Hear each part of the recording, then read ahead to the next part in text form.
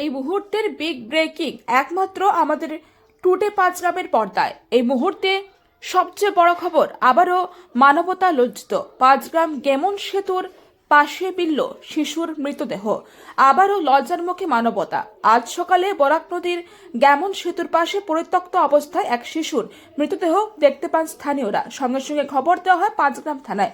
Police ঘটনাস্থলে পৌঁছে শিশুর মৃতদেহ উদ্ধার করে ময়নাতদন্তের জন্য হাইলাকান্দি সিভিল হাসপাতালে প্রেরণ করে।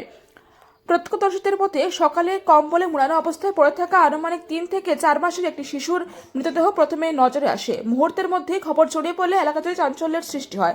শিশুটিকে সেখানে কারা ফেলেছে তা জানতে পুলিশ ইতিমধ্যে তদন্ত শুরু করেছে।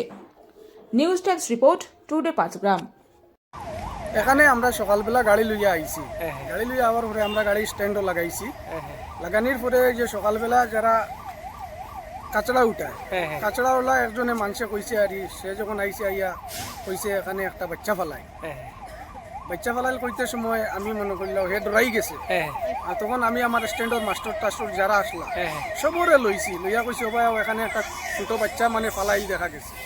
দেখার পরে আমরা সবাই অন্তাকি লামিয়া আইছি। লামিয়া এবার পরে এখানে দেখা হয়েছে, আমরা দেখছি আইয়া তুলিয়া যে মানে করলো বাচ্চাটা।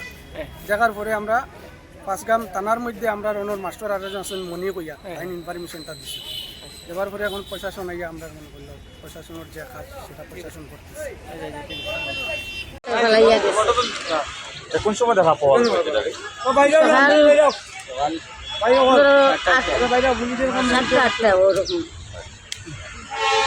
প্রথমে কি আপনি দেখছেন? না না, আমি ইয়া দেখছি ওদিক থেকে যে মানুষে দেখে। আপনি যখন দেখছেন তখন কটা বাজে অনুমানিক?